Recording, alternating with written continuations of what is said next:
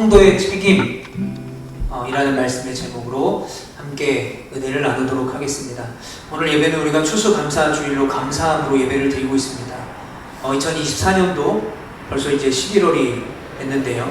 하나님의 은혜로 지금까지 우리를 인도하시고 보호하시는 은혜를 기억하고 찬양하는 그런 귀한 날입니다.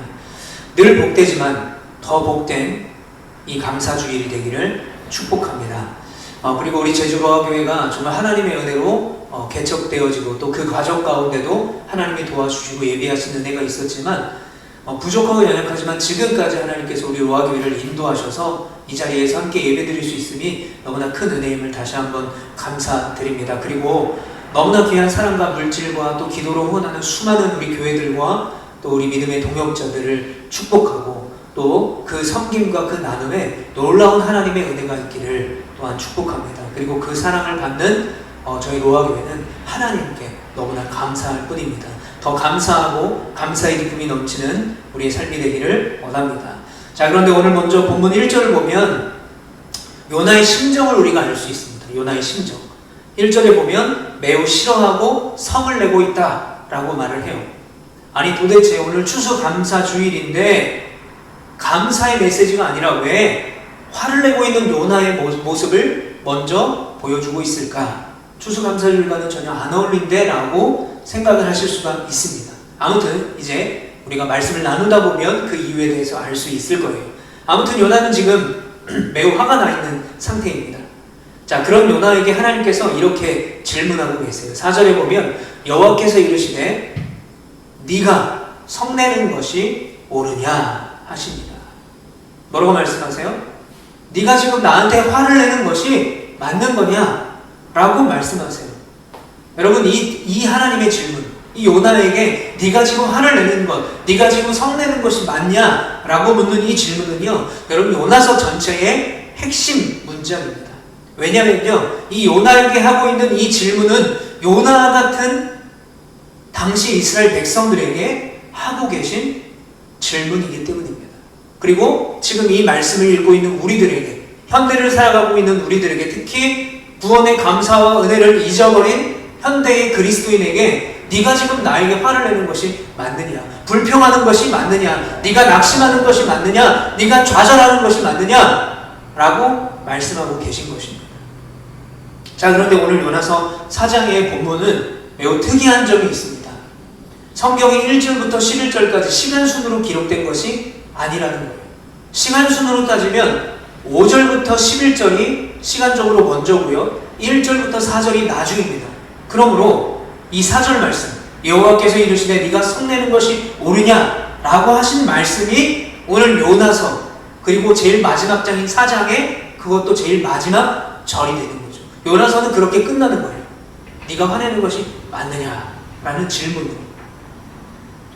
자, 김용태 저자의 가짜 감정이라는 책이 있습니다. 이 책을 보게 되면 보통 사람들은요, 너무 불안하거나 두려울 때 이것을 감추려고 하는 본능이 있다고 합니다. 내가 불안한 것을 티를 안 내기 위해서, 내가 두려워하는 것을 티를 안 내기 위해서 그 감추려고 하는 행동이 있는데 그게 뭐냐면 바로 화를 내는 거예요. 버럭 화를 내는 거예요. 자, 그렇게 버럭 화를 내면서 자신에게 맞춰진 그 포커스를 상대방에게 돌리는 거예요.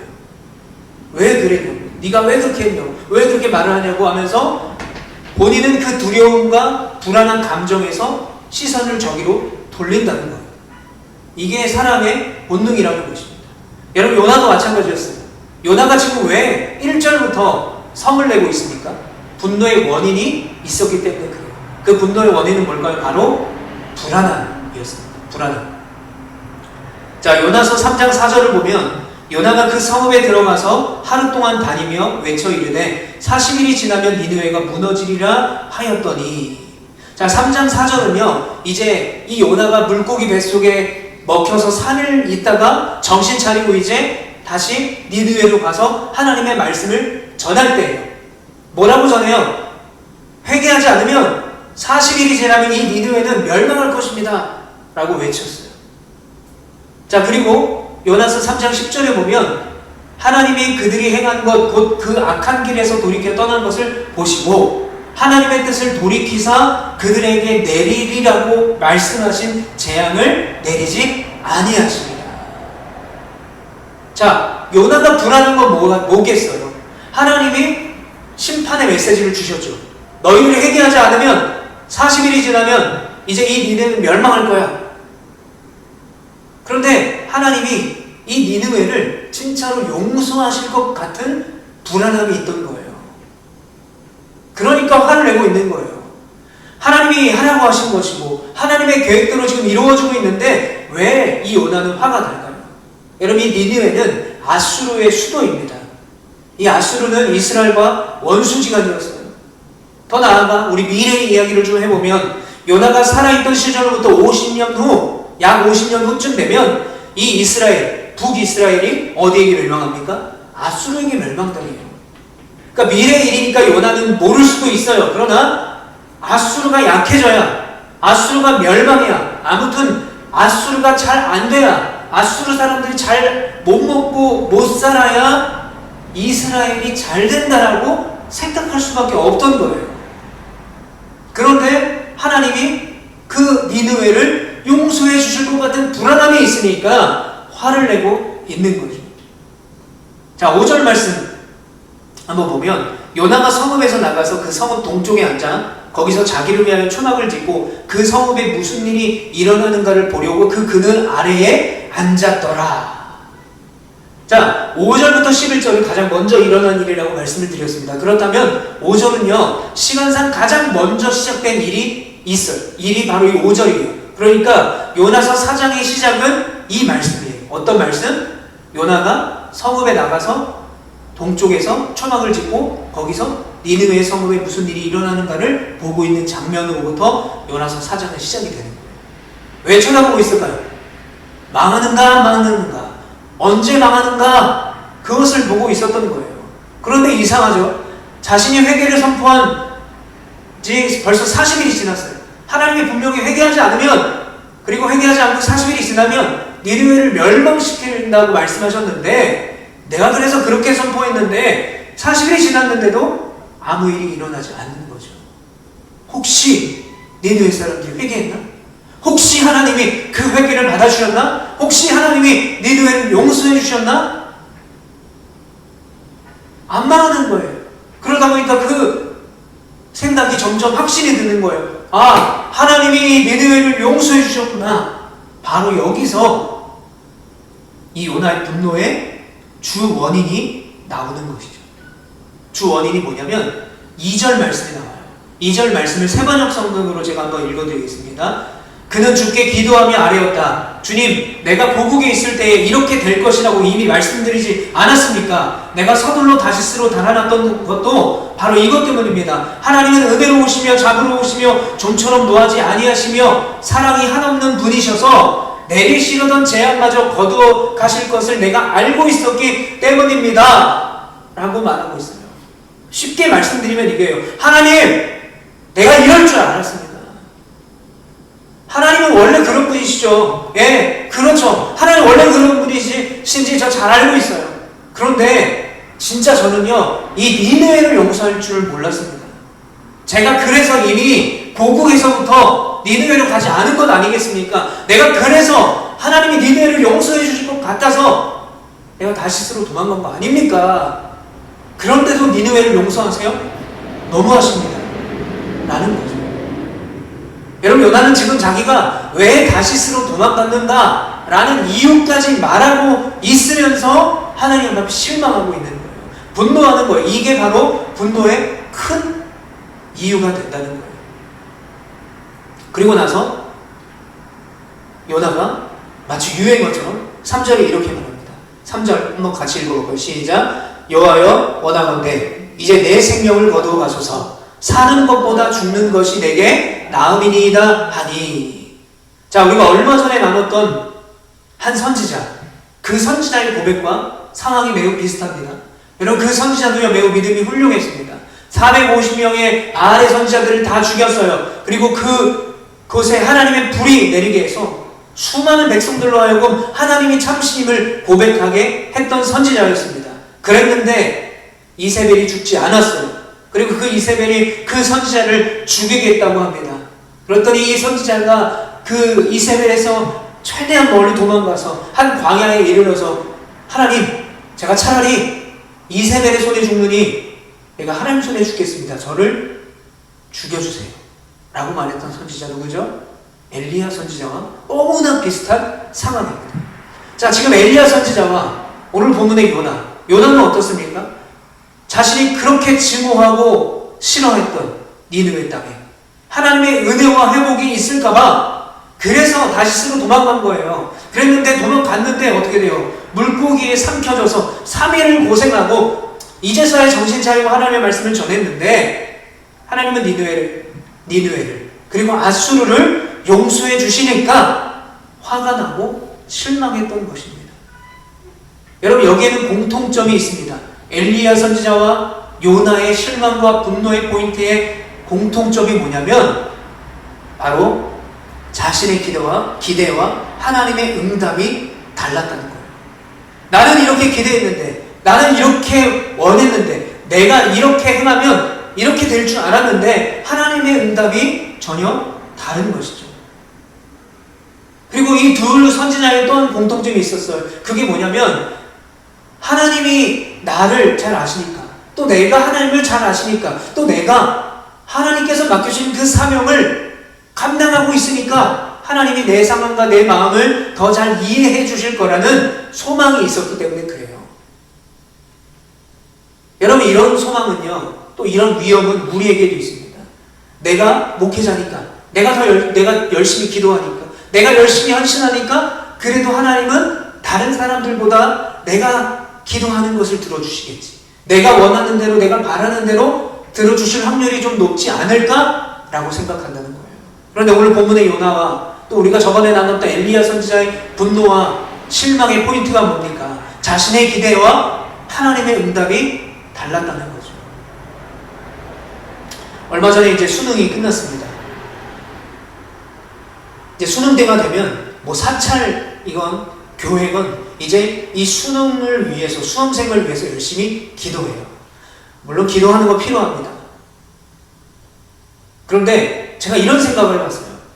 52만 명이 이번에 시험을 봤다고 합니다. 왜냐면 의대 증원 때문에 재수하는 사람들 많고, 그래서 52만 명이 시험을 봤는데 우리나라 기독교 복음화율이 약 3%라고 친다 그러면, 그리고 거기에다가 이제 교회를 뜨문뜨문 다니고 끊었다가 이제 부모님이 열심히 기도해 준다고 한다면 4%라고 치면, 여러분, 기도하는 수험생 중에 4%는 어떻게 돼야 돼요? 하나님 기도에 응답해 주시니까 1등급이 돼야 됩니다. 4%는. 그런데 제가 단일 기도 때 전한길 강사님의 메시지를 들었는데, 잠깐 들었는데 그때 뭐라고 말하냐면 수능을 보면 1등급을 받는 사람이 상위 4%래요. 자, 이렇게 따지면 교회를 열심히 다녀서 기도했던 애들 3%, 그리고 교회를 뜨문뜨문 다녔지만 부모님이 수능 기도의 날 열심히 기도했던 1%까지 합쳐서 4%가 다 교회 다니는 애들이 1등급을 받아야 됩니다. 그런데 실제로 상위 1등급 아이들을 보면 종교가 없는 아이들이 훨씬 더 많다는 거예요. 제가 왜 이렇게 말씀드립니까? 우리가 기도한 대로, 우리가 원하는 대로, 우리가 갈급한 대로 하나님은 하나님께서 그대로 응답하시지 않을 때가 더 많다는 거예요. 그러면 기도하지 말라는 소리입니까? 할 수 있어요. 그런데 여러분, 기도하지 말라는 소리가 아니에요. 기도해야 됩니다. 왜 기도해야 돼요? 내 뜻대로 되지 않을지라도, 내가 원하는 대로 되지 않을지라도 주님, 내가 믿음 따라 살아갈 수 있도록 인도해 주세요 라고 하는 기도를 우리가 해야 한다는 거예요. 수많은 사람들이 살아가면서 내가 원하는 기도와 바람과 하나님의 응답이 다르다는 것을 경험하며 살고 있습니다. 그 믿음과 다르게 역사하시는 하나님을 만날 때가 많아요. 앞서 말씀드린 엘리야가 그랬고요, 요나가 그랬습니다. 자신의 상황과 자신의 바람과 하나님의 응답과 인도하심이 너무나 달랐던 거죠. 자, 그런데 오늘 본문을 보세요. 그렇게 화를 내고 나름의 어떤 명분을 가지고 짜증을 내고 있는 요나에게, 막 성을 내고 있는 요나에게 하나님께서 얼마 전의 일을 기억하게 하세요. 마치 이제 영화에서 과거를 회상하는 장면처럼 막 이제 장면을 대감기를 해줘가지고 하나님이 요나에게 한 장면을 보여주세요. 어떤 장면이냐면, 이게 원래 제가 PPT를 만들었는데 없어졌어요, 한 장이. 자, 무더운 여름, 니느웨 성읍의 동쪽에 한 초막을 짓고, 거기에 요나가 니느웨가 망하나 안 망하나, 속으로는 망했으면 좋겠다 하면서 막 이렇게 보고 있었어요. 그런데 더운 여름인데 이상하게 시원한 거죠. 봤더니 하나님께서 박농풀을 잘 자라게 하셔서 그늘을 허락하신 거예요. 너무나 시원한 거예요. 하나님 감사합니다. 너무 시원합니다. 했겠지. 자, 그런데 6절에 보니까 요나가 6절에 보면 요나가 박농풀로 말미암아 크게 기뻐했다고 그랬는데, 그 기쁨도 이제 잠시, 그 다음날이 되니까 어떻게 됩니까? 벌레가 박농풀을 갉아먹게 돼요. 그늘이 없어집니다. 이제 뜨거운 동풍이 막 불어요. 가뜩이나 그늘도 없어서 더워 죽겠는데 뜨거운 바람까지 붑니다. 그때 요나가 이렇게 고백했던 것을 하나님은 기억하게 하셨던 거예요. 8절에 보면 요나가 혼미하여 스스로 죽기를 구하여 이르되 사는 것보다 죽는 것이 내게 나으니이다 하니라. 오늘 본문에서는요, 시간적으로 봤을 때 이게 첫 번째로 고백한, 내가 죽는 게 낫습니다 라고 고백한 첫 번째 고백이에요. 두 번째 고백은 아까 읽었던 니느웨를 용서해 준다고 하셨을 때 내가 죽는 것이 낫습니다 라고 말하죠. 첫 번째 고백입니다. 자, 그러면 요나가 왜 이렇게까지 말할까요? 자, 이런 의미일 거예요. 하나님, 제가 이렇게 하나님의 일을 열심히 했는데 박농풀 그거 얼마나 된다고 그거 안 남겨두시고 왜 다 죽여서 왜 이렇게 죽을 만큼 덥게 하십니까? 하나님, 제가 열심히 일했는데, 열심히 사역했는데 왜 나에게 자꾸 이런 일을 주십니까? 라고 말하면서 사는 것보다 죽는 것이 낫다라고 고백하고 있습니다. 이 말씀은 우리가 아까 읽었던 3절 말씀과 똑같아요. 여호와여 원하건대 이제 내 생명을 거두어 가소서 사는 것보다 죽는 것이 내게 나음이니이다 하니. 자, 이때의 하나님의 대답이 어땠습니까? 이때의 하나님의 대답은 9절입니다. 자, 9절 말씀 같이 읽어보겠습니다. 시작. 하나님이 요나에게 이르시되 내가 이 박농풀로 말미암아 성내는 것이 옳지 옳으니 하시니 그가 대답하되 내가 성내어 죽기까지 할지라도 옳으니이다 하니라. 자, 이게 첫 번째로 화를 내고 있는 장면이고요. 첫 번째로 죽는 게 사는 것보다 낫다라고 말했던 요나의 고백이에요. 그때 하나님이 뭐라고 그래요? 네가 지금 성내는 게 맞아? 네가 화내는 게 맞아? 고작 저 박농풀 때문에 화를 내는 게 맞아? 라고 물어보니까 요나가 뭐라고 말해요? 내가 화내다가 죽을 일이 있어도 나는 옳습니다. 내가 화내는 게 맞습니다. 왜요? 내가 화내면 안 돼요? 라고 말하고 있는 거예요. 본문 4절의 상황과 똑같은 거죠. 여호와께서 이르시되 네가 성내는 것이 옳으냐 하십니다. 네가 지금 고작 박농풀 때문에 나한테 화를 내는 게 맞아? 고작 이 더위 때문에 화내는 거 맞아? 그런데 봐라, 요나야 봐라, 이 박농풀 네가 만들었어? 네가 왜 이 박농풀을 아끼는데? 네 것도 아닌데 이 박농풀을 그렇게 아끼면서도 왜 니느웨 성에 있는 그 수많은 내 백성들, 내가 아끼고 내가 사랑하는 백성들을 너는 멸망하는 게 맞다라고 생각하니? 거기에는 자원을 분별하지 못하는 자가 12만 명이 있지 않느냐? 박농풀이 귀하냐? 아니면 저 수많은 사람들이 귀하냐? 라고 말씀하고 계시는 거예요. 그리고 이제 오늘 본문의 시간상 마지막 말씀 4절에 뭐라고 말하죠? 여호와께서 이르시되 네가 성내는 것이 옳으냐 하십니다. 자, 시간적으로 보면 정리를 해보면 이래요. 박농풀 때문에 더워서 화를 냈고 차라리 죽여주십시오라고 얘기했고, 그때 하나님이 박농풀 때문에 네가 화를 내는 게 맞아? 저 니느웨 사람들은 아끼지 않으면서? 라고 하신 게 먼저고요. 그 다음은 니느웨를 용서해 주는 것 때문에 자기가 이렇게 사역을 했는데 나를 그냥 죽여주십시오 얘기한 것에 대해서 네가 나에게 성을 내는 것이 맞냐? 라고 하면서 이 요나서 4장은 끝이 나요. 요나의 대답이 안 나와요. 마치 열린 결말처럼 요나의 대답이 나와 있지 않습니다. 자, 왜 그러면 요나의 대답이 나와 있지 않을까요? 그 대답이 당연히 뭐가 돼야 됩니까? 네가 지금 성내는 것이 맞아? 했던 요나에게 묻는 질문 앞에 요나가 뭐라고 대답하는 것이 맞아요? 아니죠. 아닙니다. 제가 잘못 생각했습니다. 저를 구원해 주신 은혜도 값없이 주신 은혜인데 저 니느웨를 구원하시는 건 당연한 것 아니겠습니까? 라고 얘기해야 되는 거죠. 맞습니다, 여러분. 하나님께서 니느웨를 용서하시고 구원하신 것은 니느웨가 회개했어요. 물론 옷을 찢으면서 회개했어요. 그러나 니느웨가 도덕적으로 완전해서 니느웨를 구원하신 것이 아니에요. 요나도 마찬가지예요. 하나님께서 요나를 용서하시고 구원하신 것 역시 요나가 완전해서가 아니라는 것입니다. 요나가 완전했으면 니느웨로 바로 곧장 갔겠죠.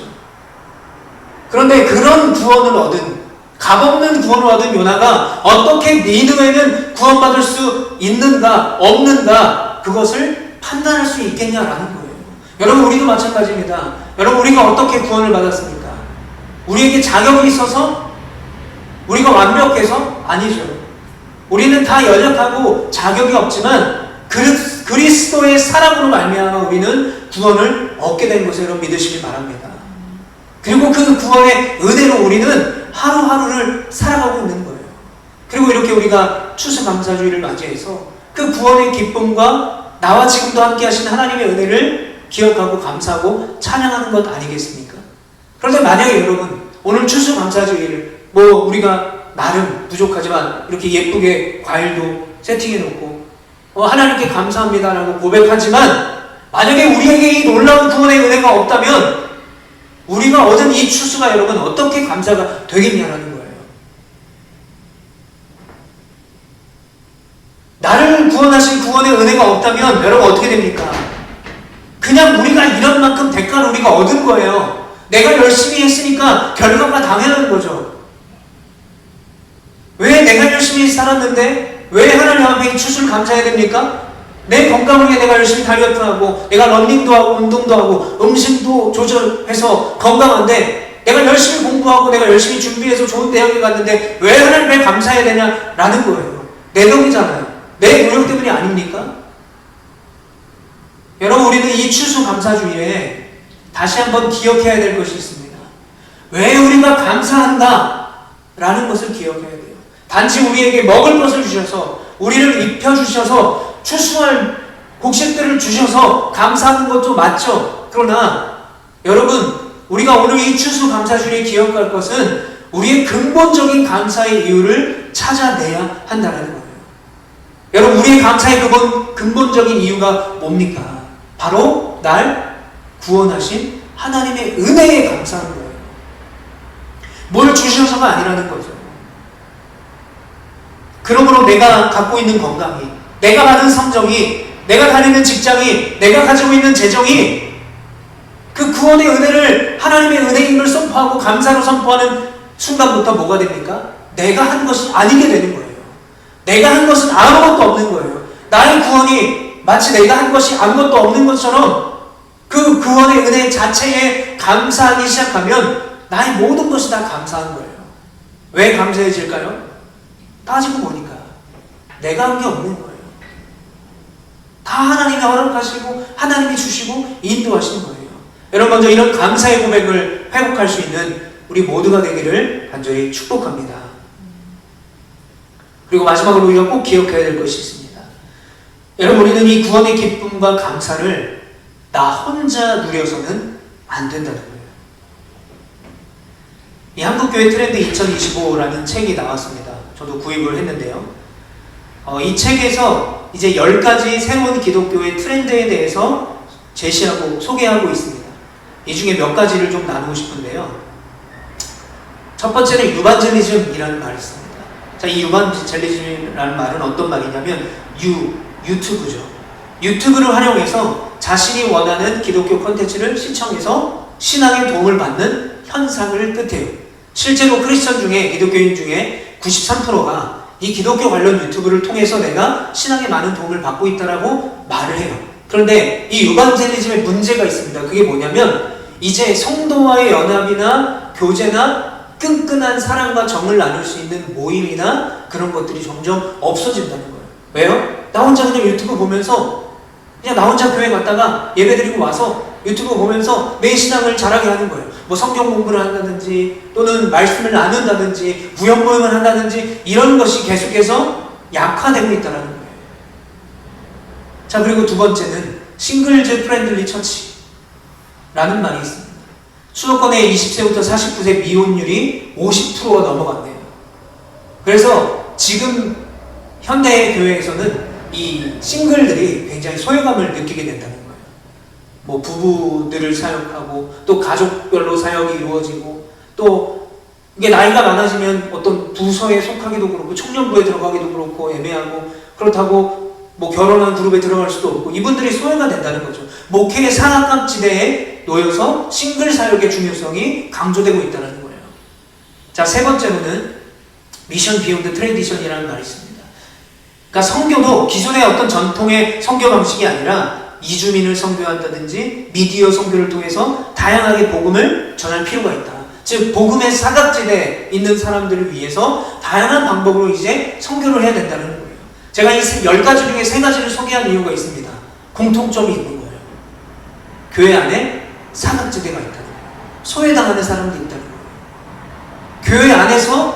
교회 안에서조차도 복음의 소외가 되고 교제의 소외가 되고 그리스도의 사랑을 나누는 자리에 소외가 되는 사람들이 존재한다는 거예요.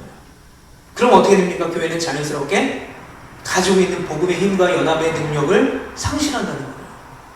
지금 현대교회가 이게 문제라는 것입니다. 왜 이런 트렌드가 생기냐?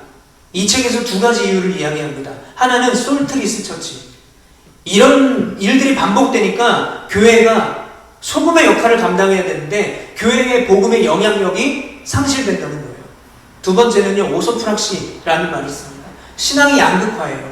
정말 열심히 기도하고 믿는 사람들은 더 열심히 믿고 기도하지만 믿지 않거나 또는 믿음이 약한 성도들은 더 안 믿게 된다는 거예요. 특히나 믿지 않는 자들 그리고 여러 가지 참전 때문에 교회를 떠난 가난한 성도들은 더 안 믿기로 치닫는다는 거죠. 양극화가 점점 심각해진다는 것입니다. 자, 이 때문에 문제가 생기는 게 뭐냐면 교회가 점점 우물 안의 개구리가 되는 거예요. 그냥 우리끼리 끼리끼리가 되는 거죠. 그러니까 우리 안에서 예배드리고 기쁘고 우리 안에서 뭐 음식 나누고 기쁘고 우리 안에서 복음을 나눠서 그걸로 만족하는 거예요. 그러니까 그들만의 릴그로 전락하고 있는 것입니다. 나와 이웃이 세상과 교회가 점점 분리가 되고 있는 거예요. 자, 그래서 우리가 이제 추수감사주일을 맞이하여서 우리가 근간의 구원의 은혜를 감사하지만 우리가 앞으로 언제 어떻게 살아가야 되겠는가 라는 것에 대해서 말씀을 나누고 싶어요. 첫 번째, 내가 먼저 잘 믿어야 돼요. 이건 변하지 않는 진리입니다. 내가 먼저 잘 믿어야 돼요. 내가 먼저 구별되게 살아야 돼요. 내가 먼저 복음으로 살아야 돼요. 내가 먼저 말씀의 능력으로 살아야 됩니다. 그런데 더 중요한 게 있어요. 두 번째, 나만 잘 믿으면 안 돼요. 자, 나만 잘 믿어서 하나님의 은혜를 누리고 나만 잘 믿어서 십자가의 은혜로 축복받고 이래서는 안 된다는 거예요. 앞서 말씀드린 유반델리즘 여러 가지 이야기를 나눴지만 제가 왜 그 이유를 그렇게 이야기를 많이 했을까요? 교회가 교회 안에서만 행복하면 안 된다는 거예요. 교회 밖에서 소외받고 어려운 이웃들을 돌보고 그 사람과 복음을 나눠야 된다는 거예요. 교회 안에서조차도 소외받는 사람들을 찾아가고 그들을 케어하고 그들에게 복음의 영향력을 끼쳐야 되는 것이 바로 교회의 역할이라는 것입니다. 그러니까 나만 잘 믿어서 축복받는 것이 아니라 다른 사람들도 그 믿음을 깨달아 그 구원의 기쁨을 깨달아 감사하고 그 은혜로 살아가는 것을 우리가 사명 삼아 살아가야 된다라는 것입니다. 미국 신문 칼럼에 이 디어 에비라는 코너가 있습니다. 바로 거기에 나온 하나의 글이 있었는데요. 이런 글이 있습니다. 하나님 아버지, 일용할 양식을 주셔서 감사합니다. 나에게 건강 주셔서 감사합니다. 좋은 옷을 입게 해주셔서 감사합니다. 라는 것이 보통 이제 그리스도인의 감사의 기도라는 거예요. 그런데 이 사람이 뭐라고 말하냐면 이 기도에 진정한 이 시대의 복음을 위해 살아가고 있는 성도라면 이런 기도가 반드시 추가돼야 된다라고 말했어요. 하나님, 아버지 일용할 양식을 주셔서 감사합니다. 그러나 제가 굶주린 사람을 기억하기를 원합니다. 하나님 나에게 건강을 주셔서 감사합니다. 그러나 병들고 걷지 못하는 사람을 기억하기를 원합니다. 하나님 저에게 좋은 옷을 입게 해주셔서 감사합니다. 그러나 헐벗고 다니는 연약한 사람을 기억하기를 원합니다. 이렇게 기도해야 된다는 거예요. 바로 이것을 그 글에서 뭐라고 말하냐면 성도의 책임이라고 말하고 있어요. 성도의 책임. 나만 잘 믿고 나만 잘 믿어서 은혜 받아서 일용할 양식을 먹고 나에게 주신 건강으로 감사하고 좋은 옷을 입게 해주시고 이 기도로 끝나서는 안 된다는 거예요. 더 어려운 자들, 소외된 자들을 위해 그 사람들의 연약함을 기억해야 된다고 말해요.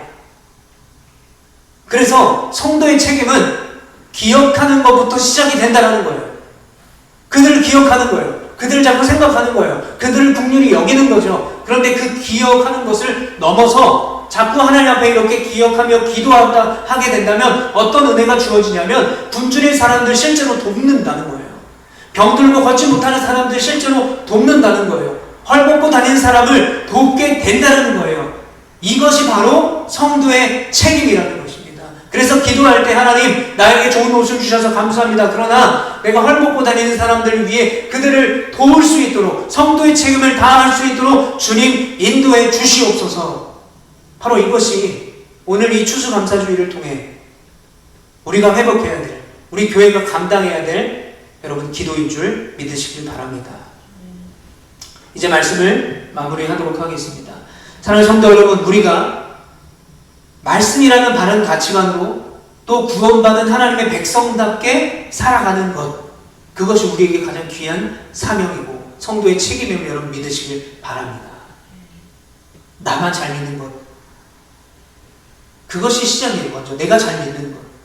그러나 여러분, 우리가 나만 잘 믿는 것이 아니라 내가 잘 믿어서 내가 잘 믿은 믿음과 그 은혜와 사랑을 누군가에게 나눠줄 때, 우리가 그 성도의 책임을 감당할 때에 가정과 교회를 살릴 것입니다. 또 좌우를 분별하지 못하는 수많은 자들에게 회개의 기회를 주게 될 것을 믿으시길 바랍니다. 그리고 그들에게 결국 하나님의 사랑이, 구원이, 그 은혜가 베풀어지는 근거, 시작이 될 줄 믿습니다. 여러분, 예수님이 나를 구원해 주신 그 은혜를 기억하고 감사하십시오. 그러나 감사를 넘어 성도의 책임을 다하며 사는 우리 모두가 되기를 간절히 축복합니다. 그럴 때 바로 우리가 축복의 통로가 될 거예요. 또 우리가 그렇게 쓰임받는 우리 로아교회가 될 것입니다. 그래서 저희도 고민했습니다. 이 추수감사주일인데 우리가 하나님 우리 로아교회를 지켜주셔서 감사합니다.